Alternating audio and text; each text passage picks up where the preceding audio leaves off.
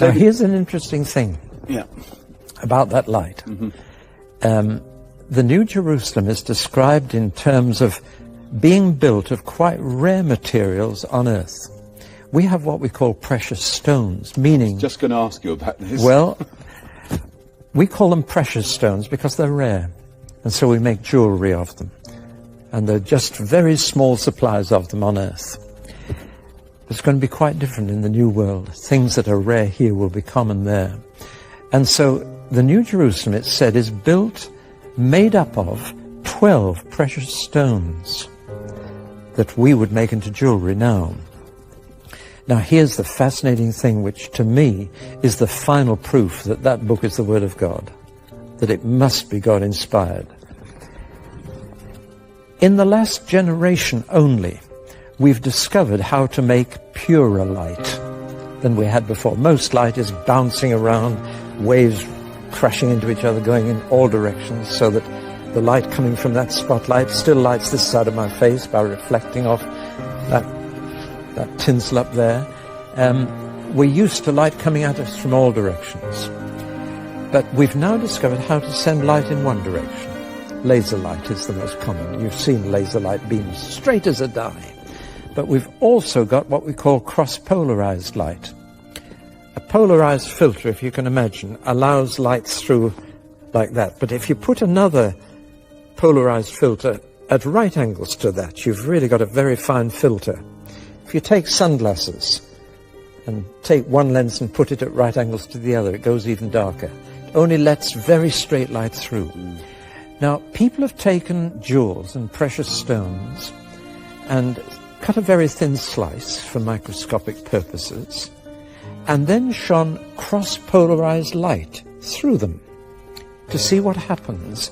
To put it very crudely, what happens to these precious stones in pure light? And one of two entirely different things happens with every jewel. The technical term, to give you a bit of science for a moment, is anisotropic jewels and isotropic jewels. Now what happens is this. Some jewels in pure light, whatever their color to begin with, they may be red, blue or green, turn into all the colors of the rainbow and the most fantastic patterns. Other precious stones in pure light lose all their color, just go black, look like a lump of coal dust. And it's only in this generation that people have discovered this unusual property. For example, diamonds in pure light are nothing. Did you get that, ladies? They're not even... Hear that? Diamonds, nothing. They won't be there. No, so make the most of them here. Rubies, garnets, just lose everything. Emeralds. No, they keep it. Oh, good. There are other stones that are anisotropic and go into these beautiful colors. Now here's the fascinating thing. The 12 precious stones that God uses to build the New Jerusalem are all anisotropic. In pure light, they are all far more beautiful. And God doesn't touch the diamonds or the rubies. He doesn't build with them. No, let's just put on the screen a picture of these stones. Yeah. Look at the top 12 stones on this picture, and you'll see the stones of the New Jerusalem. Look at the 4 bottom ones at the bottom of the picture, and you'll see they're black, no attraction whatever. Now then, who knew this 2,000 years ago? No scientist knew it. Nobody knew it. John the Apostle, writing down the book of Revelation as the Lord dictated it to him, he didn't know. Nobody knew except one person in the entire universe, and he knew, and that was God himself. Where is that written exactly? Revelation 21, halfway through, and you'll find all the 12 stones listed there.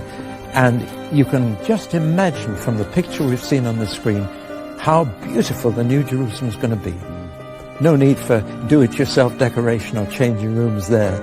No need. The materials that God uses will be fabulous. From verse 19, 21 verse 19. Read them out. The first foundation was jasper. Yeah. The second sapphire. The third chalcedony. The fourth emerald, the fifth sardonyx, the sixth carnelian, the seventh chrysolite, the eighth beryl, the ninth topaz, the 10th chrysoprase,